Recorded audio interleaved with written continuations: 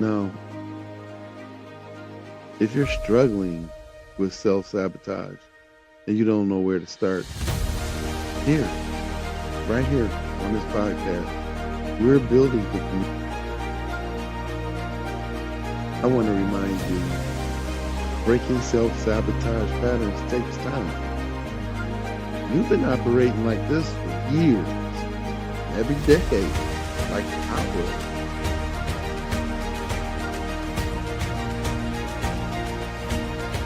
Be patient with yourself. Celebrate the small wins.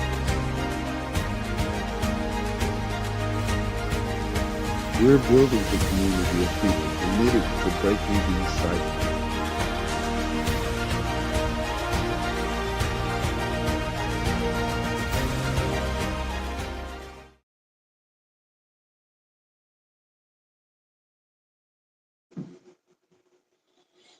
Hello, hello, hello.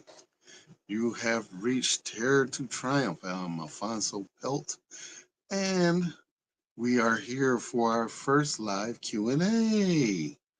Hooray! I thank you all for joining. Uh, I am ready to answer questions. So, if you would like to talk to me, possibly send me a message or a comment, or if you would like to ask me anything, I am here for that reason. Today is about you. What you want to know, what you want to learn about, what you want to get involved with. And we're dedicating this episode to our viewers. Anyone who wants to listen can come and find out anything. You guys have free reign to come and ask questions here today. And that's what we're here about. We're here for you to answer questions. And I am watching the link for the live to see if any questions pop up.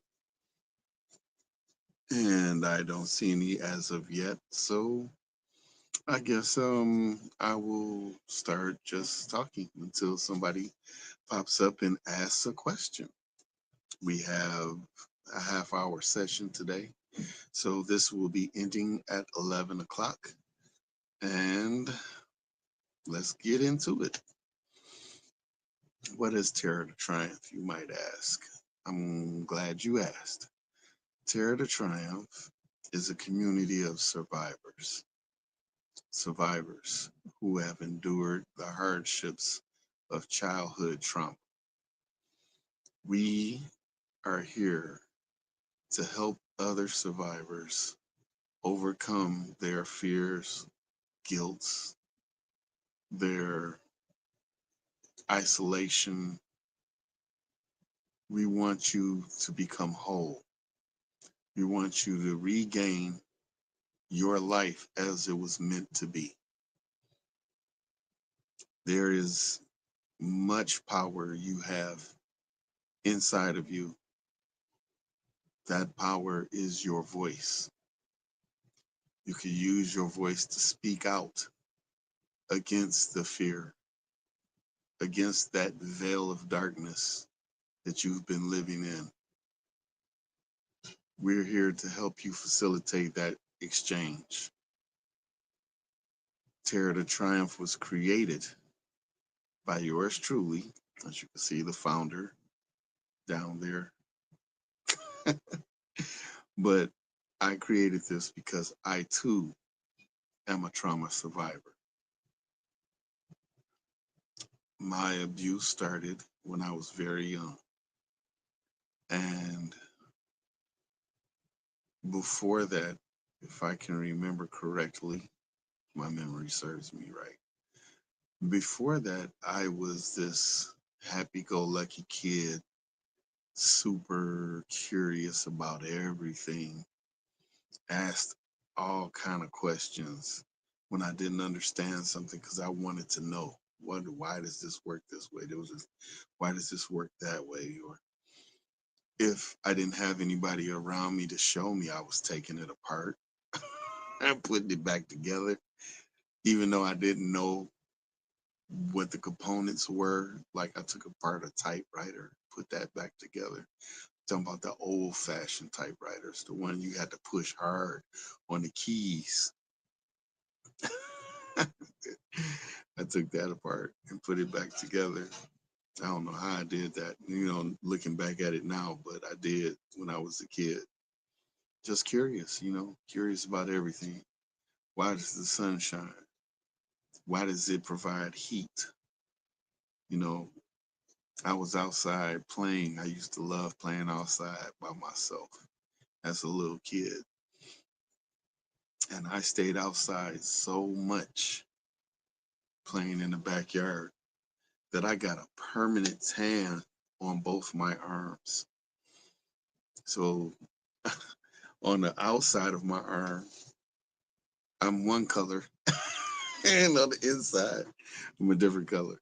And it's a definite line going straight down the middle of my arm, so you can see the difference. And it's really weird. I didn't try to make that, but that's just from me being a kid, being outside. I got permanently sunburned, and it didn't hurt or my skin didn't peel or anything like that. It's just the sun changed my color to make me that way. That's because I love playing outside so much. I didn't care about the sun.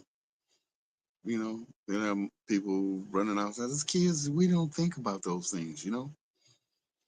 We're just out trying to explore and have fun. That's all we are thinking about.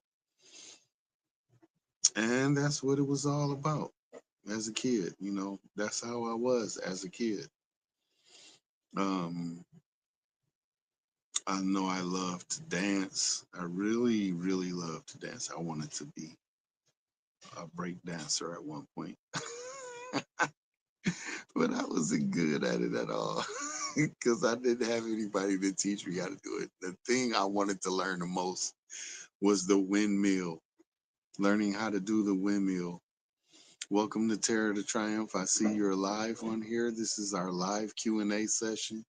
You can ask me any questions. They'll pop up for me, and I will try to get back to you and answer your question appropriately. So, um, please, by all means, ask away. Type your question. If you're on Facebook, type your question. If you're on our channel on YouTube, which is Terror to Triumph Live, please post your question there.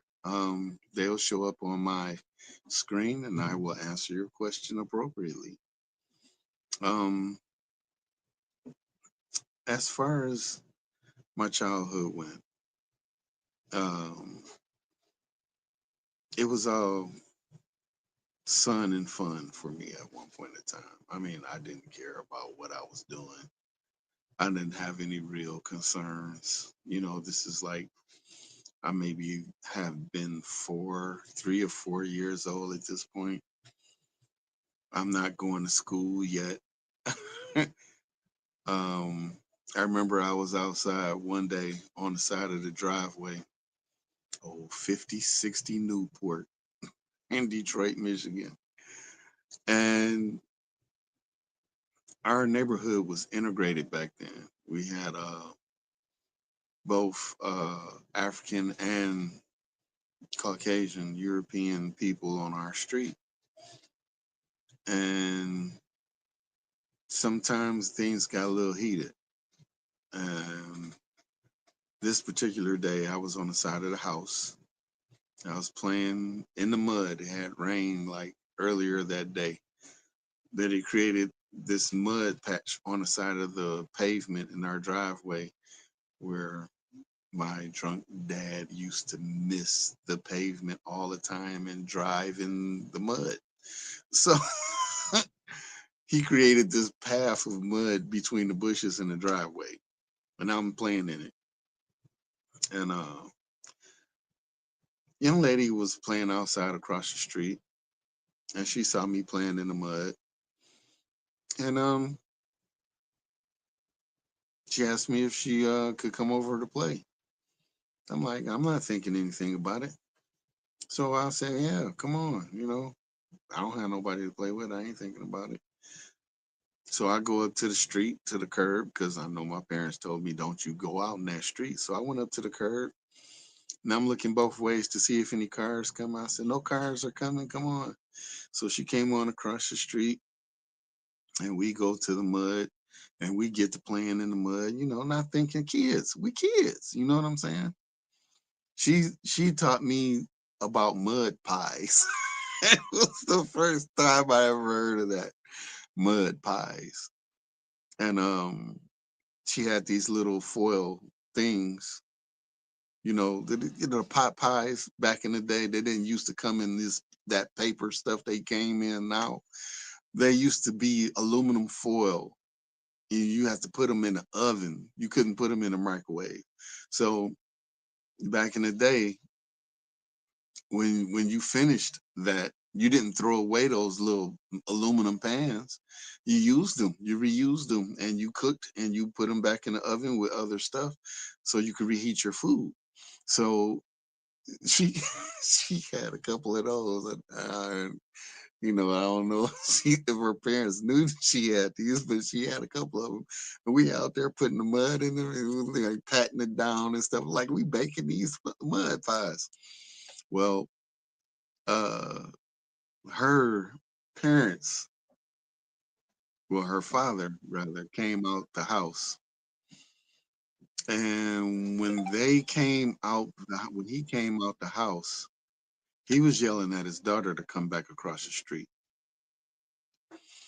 Looking at it now, I'm looking at it now from a different point of view. Back then, I got scared because I was like, oh, he yelling at her, she about to get in trouble, and I didn't want her to get in trouble because I knew about whoopings.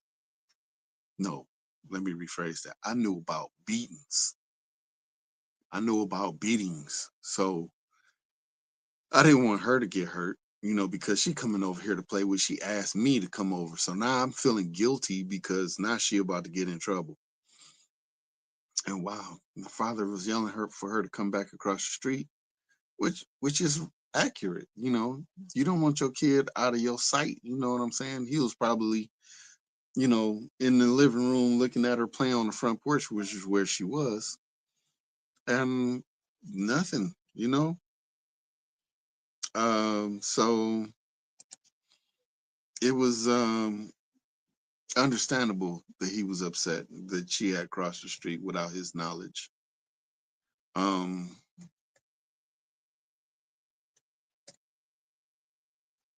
so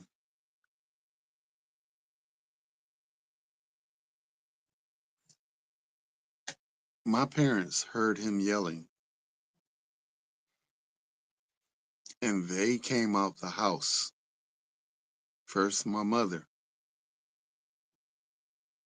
irate at that this man is yelling for his daughter to stop playing with me and come back across the street, not understanding that his daughter was out of his sight and across the street at a neighbor house without permission.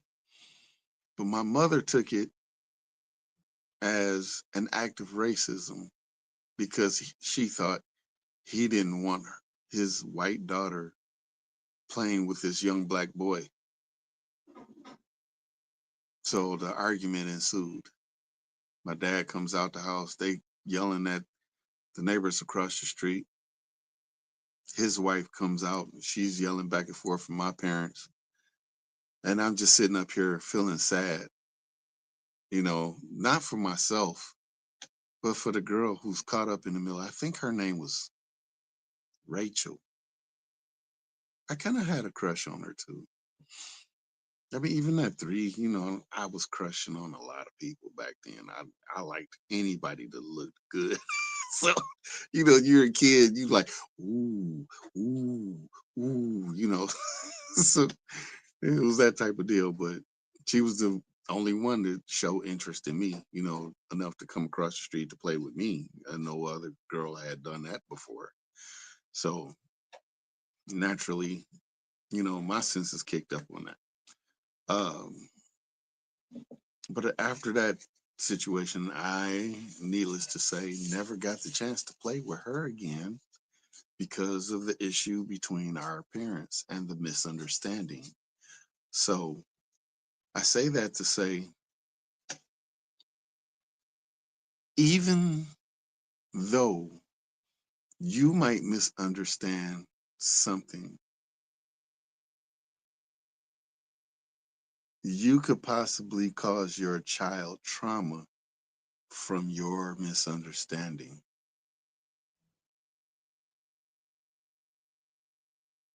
That's very, very possible. Very possible. I didn't want my parents to fight with her parents. And I knew my mother was a shooter.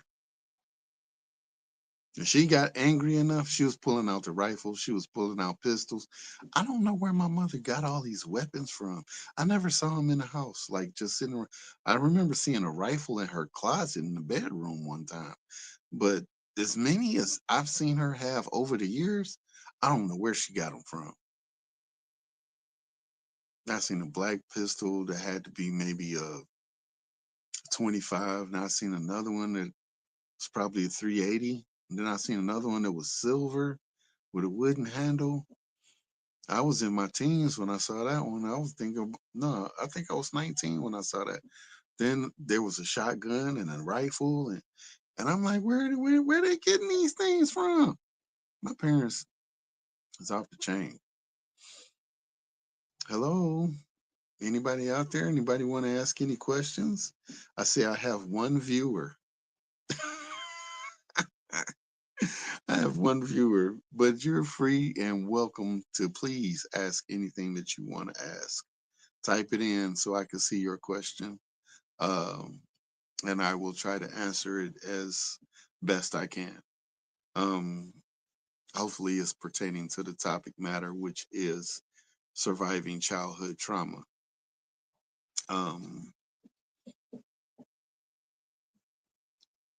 Again, to everybody who may be watching, because I know some people will download this later. Um, I want you guys to understand that I am still recovering from my trauma. I'm 54 years old. I'll be 55 this year. And last year was the first time I ever sought to speak to a therapist. And I actually found one and started therapy. But before that, I was always trying to fight it myself. I don't need any help. I could do it. I ain't got no problems. Ain't nothing wrong with me. But hey Mishi. Oh, thank you. I appreciate you. That's fine. That's fine. Miss Mishi, Shimishi, 2814, stated that she was watching me on her TV screen, not her phone. Um, she's dealing with some triggers right now. And I want you to know that we all have triggers. Survivors of trauma still deal with their triggers. They try to work with them, and their therapists, which is why we need professional therapy, uh, knows how to get us to rearrange our neurons, our thought processes, so we can learn how to think as we should. Because right now we're thinking in survival mode, in crisis. We're on a constant lookout for threats and danger, and we're always perceiving things as a constant threat to us. Even in normal conversations, we might think, well, what they trying to say about me? They might not be trying to say anything about me. You know, they might be just having a normal conversation, or it might be trying to just crack a joke, but it's no real uh underlying premise to it, but we're taking it that way because of our trauma. These are called trauma responses. Um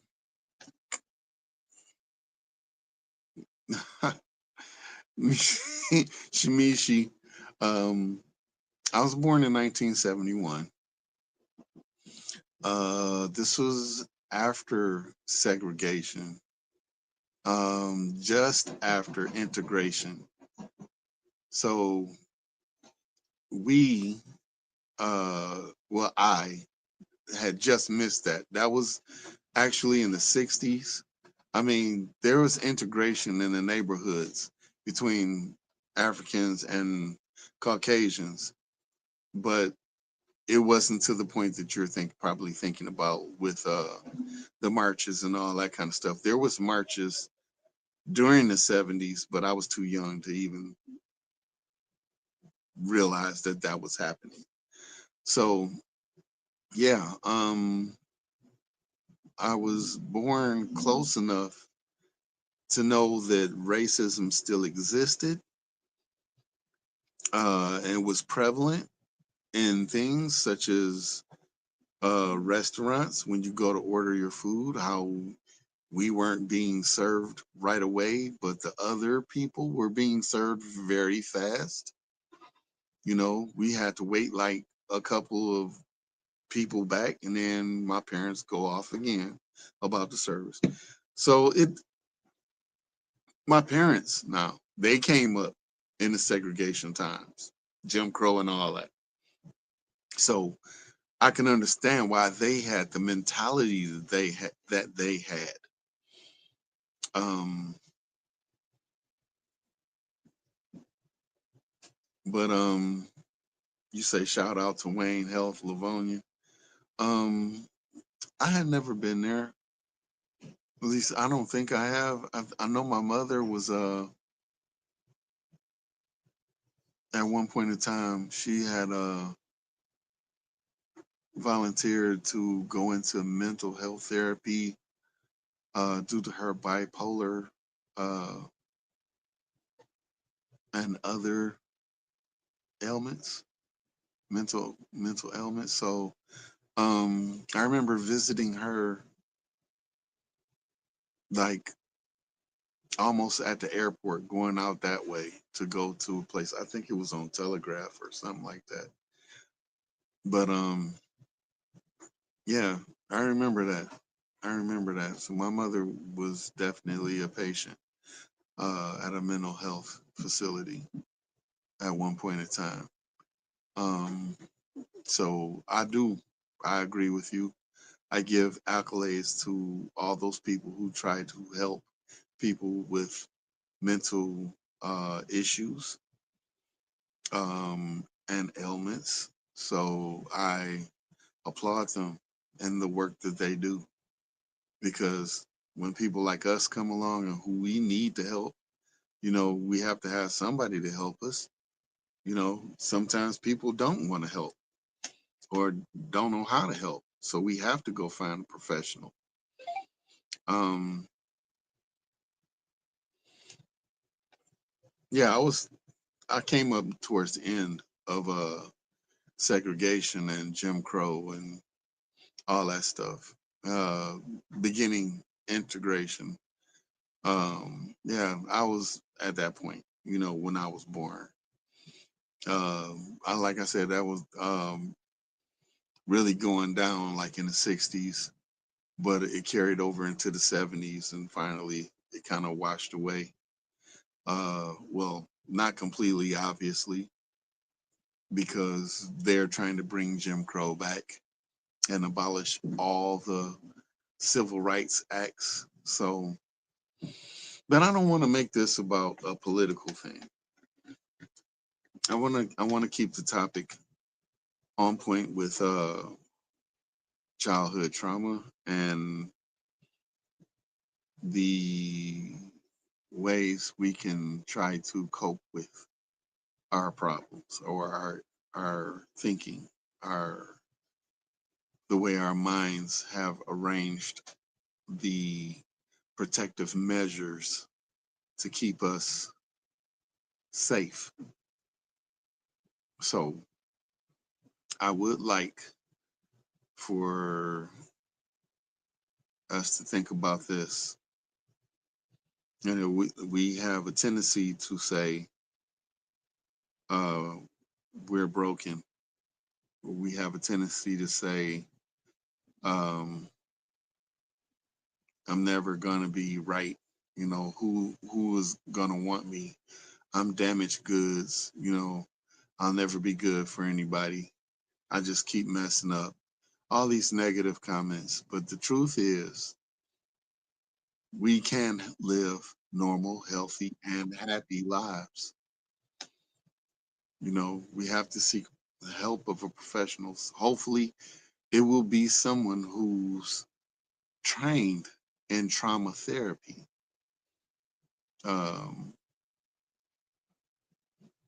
like when you hear this, that I didn't know this before I started seeking therapy, before I started going to therapy. Um, you've heard it said, you know, PTSD, right? PTSD, PTSD. And we think when we hear PTSD, what do you think about? You think about the military, you know, people coming back, their minds uh, have been fractured, or so we think. You know, they're incapable of reintegrating into society. But the truth of the matter is, we can have PTSD right here from childhood trauma. You know, but we don't we don't realize that. And I learned that from my therapist that I had PTSD. I got a book coming out this year. It's called The Terror in My Eyes. And this book talks about that PTSD. I didn't even know when I was writing this book. This was way before I even talked to my therapist. But looking back after I talked to her, I could see the PTSD in me now, you know, from the book. And it's crazy because there's a portion in the book where I talk about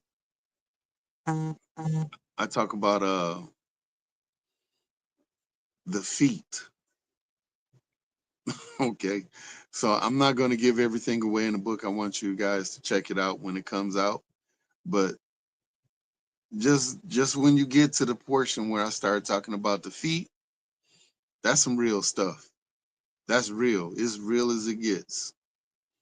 Even to this day, if I hear somebody stomping around on a wood floor, like I'm in the house and I hear somebody walking hard on their heels, boy, that sends something up my spine. I do not like that at all. That puts me in a fight or flight type situation. That's a trigger, a strong one.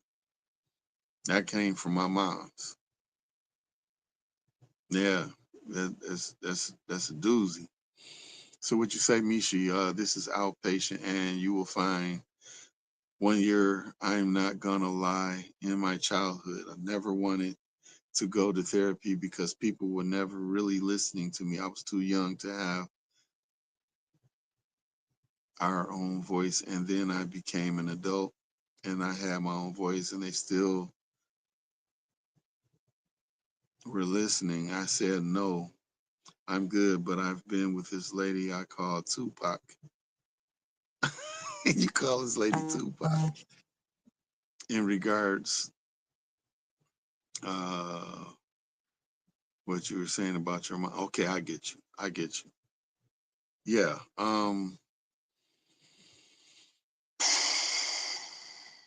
Yeah. Yeah. Your situation, you know, it used to unnerve me something fierce. I'm not gonna lie. Um, when I first learned about you and what they said you were having problems with, and then when I talked to you, I'm not a therapist. I wasn't a therapist then. I'm not one now. I probably couldn't tell you, but you didn't seem like anybody that they were talking about. You didn't seem nothing what they said that you were presenting and all this. No, I didn't see none of that. And that used to make me furious because that made me feel like they were forcing you into a life because of monetary reasons. And I won't get into that, but that's a very traumatic thing. Somebody says, "Oh, I can get a check if my child is mentally handicapped." So I'm gonna say my child got ADHD,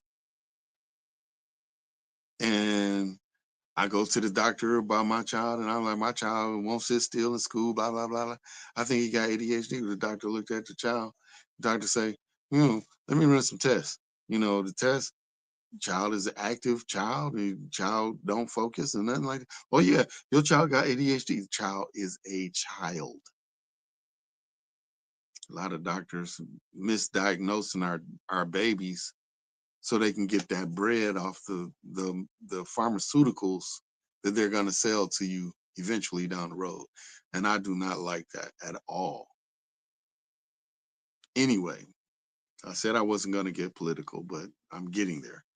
Um Actually, I am over my time now. Um Mishi, I thank you for joining me tonight. Let me finish off your two statements you just put up here. You said it took you 15 years to get bipolar and schizophrenic off your name. You worked hard to clear your status. Amen. Amen. Hallelujah. I like that. I like that. See, you reclaiming your life. And you can't do that if you don't speak up. You don't realize how much power you have in your voice. And you're telling it right now. You had to fight against that. And you would still be diagnosed as bipolar and schizophrenic if you just laid back and not said nothing. That would be living underneath the fear. And you didn't settle for that. And I applaud you for fighting against that. Um, you said you will money. You were very broken, traumatized. You wake up every day with a prayer on your mind and heart to heal you through the day because everything is triggering for you and you can't help it. Okay. So before we go, I want to try to talk to Mishi for a second. Okay. Anybody, this can apply to any other survivors out there. If you're listening, when you feel yourself becoming overwhelmed, and I know that this happens to all of us, me included, when your chest starts feeling a little tight, you might feel your heart beating a little bit faster, feel a little choked up in your throat. Sometimes your mind won't allow you to formulate sentences. All that's trauma responses from whatever trigger that you just experienced. There are certain things you can do to try to calm yourself back down. Say if you're around some people, go to the bathroom. When you're in the bathroom, try to do box breathing. Box breathing is breathing in for 4 seconds, holding it for 4 seconds, breathing out for 4 seconds, and letting it stay out for 4 seconds. Well, you don't need to shut down. You need to be in the moment, Mishi. You have to stay in the moment. The reason being is that you're trying to train your body and your mind to trust your thoughts. And in order to trust yourself, you have to stay in the moment. You have severe muscle spasms. Okay, okay. Well, okay, so yeah, okay, the box, I can see why the box breathing wouldn't work for your circumstance, but you can still use some cold water, put your hands in some cold water. Like go in the bathroom, turn the cold water on, fill the sink up, and just put your hands in the water and let it sit there for a couple seconds. Then pull out. And let your hands warm up. Then put them back in the water. This is bringing you back to the moment. Okay. You could also step outside for a second. Say, I just need a breath of fresh air. You go outside. Look up in the sky. I know you can't do it right now. You can't take your shoes off and put your feet in the grass, but you can look up in the sky and just take a pause for a minute. Clear your mind. Let yourself get grounded. That can help you pull you back. Do the 5, 4, 3, 2, 1 technique. You could try that. Um, I can't remember all the steps, but the 5, 4, 3, 2, 1 is saying 5 things you see, 4 things you hear, 3 things you smell, 2 things you feel, I think, and 1 thing you can taste. So it's like you trying to focus on what's around you, and that focus brings you away from your trigger. Um, yeah. So when you get triggered, just step away. Yeah. So don't allow other people to trigger you. That's another thing. If you find yourself being triggered around certain people, you need to stay away from them because those people probably know what your triggers are and they keep pushing them. Or they may not know what your triggers are and they push them, and then everybody's looking at you, like you said, they're looking at you like you're crazy. You have to start taking inventory. Get you a little notepad, a little notebook you can walk around with and write stuff down. When you start feeling like yourself getting into a trigger, write down, who are you? Not you, but who are you that's triggering me? Who am I around? What's my environment? What do I see? What do I smell? What do I hear? What do I taste? Because anything could be a trigger, because when we go through our trauma, our minds recorded everything through that traumatic experience. Everything, sounds, sight, smell, everything. Even okay, I'm gonna get personal with this right here. My personal trauma happened in the bathroom. I was assaulted by my mother in the bathroom, sexually assaulted. And I don't like going into bathrooms to this day. I don't like bathrooms. I mean, I go because I have to use them, but them small claustrophobic, mm, I almost cussed. The small claustrophobic hexagonal tile floors and the old school 70s tile on the wall and all that stuff.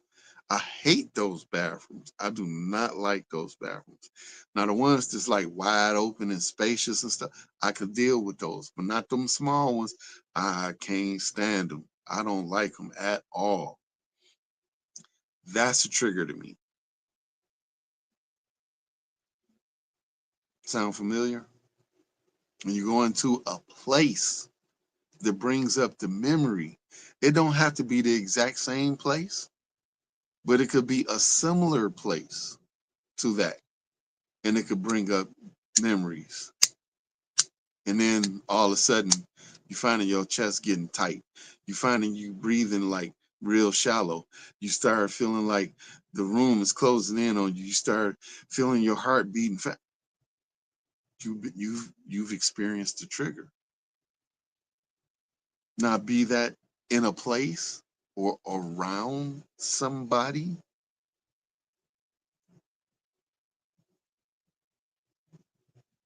That's why you need that book. You got to start writing down when you were around, who you were around, where were you at, so you can start looking back through your book. I experienced a trigger around this person. Now you understand. You look back through your book. Oh, it wasn't just once. It's like every time I see this one particular person, I'm getting triggered. Now you know that person you need to avoid.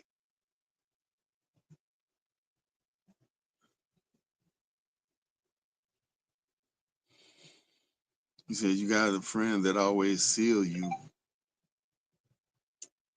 because you don't want to listen to certain songs on the radio.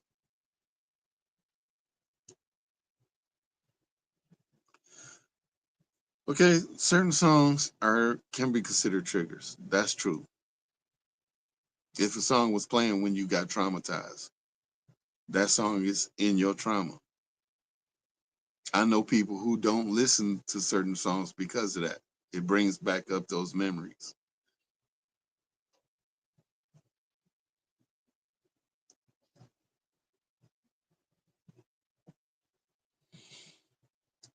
Okay, you need to tell your friend to stop talking about things that trigger you because talking about them triggers you. If this person is your friend, tell your friend to stop asking questions about your triggers. Because if you tell them this song triggers me, and then they want to run down all the questions, oh, why this song trigger you? That's not for you to understand why it triggers me. That's for me to try to understand that. All you need to know is if you're supporting me and my health journey and my escape from my trauma, if you're supporting me, then you won't play this song anymore around me. I'm not telling you not to play it ever, but when you come around me, just don't play that music or that song. So if a person respects you and honors your healing, they won't play that song. But if they come back and they keep playing the song or they keep talking about your triggers, they're not respecting you and you need to set a boundary. Look, if you're going to continue to break my peace and keep doing things to trigger me, I'm going to step away from this relationship. I can't be with you as a friend. And then watch them. Watch them to see if they're going to honor what they said, if they're going to either relapse and start doing the stuff all over again, or if they're really working hard to try to respect and honor you.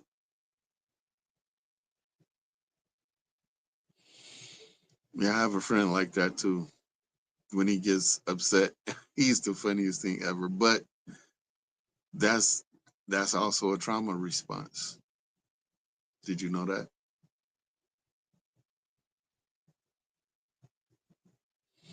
Well, it is. And we have to be careful with such things because everything is not a funny situation. But if your trigger responses make people laugh, should you allow yourself to continue to be triggered so you can be a comedian, then that's hurting you. I don't think that's a good idea. Your therapist was probably just joking with you because they find you funny. And you can be comical. I mean, it's possible. I mean, I talk to you and you make me laugh sometimes. And that ain't even when you upset. So yeah, I happen to know you personally. I know Mishi personally.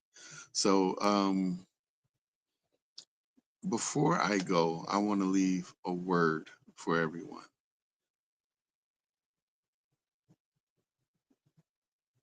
trauma, dealing with childhood trauma in adult life is serious. You may not think it's serious.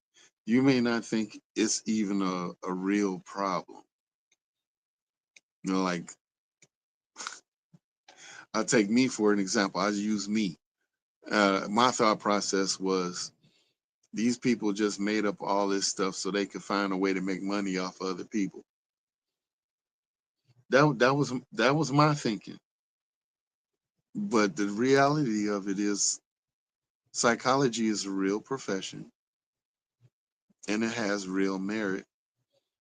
And these people have gone by numerous cases of study to understand certain things work in the human psyche a certain way. And they've also learned how we can undo what's been done to get us back on track where we need to be. And that's where the therapist comes in.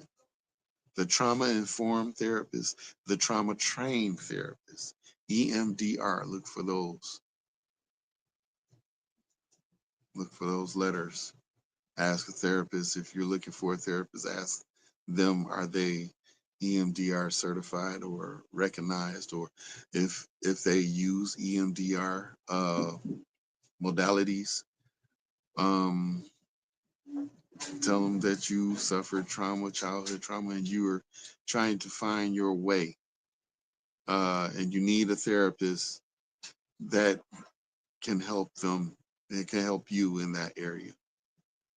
So, with that said, I'm going to close out. I want everybody to do me a favor. If this has helped you at any time, at any moment during this podcast, I want you to go and tell a friend about this podcast. We're here to help you.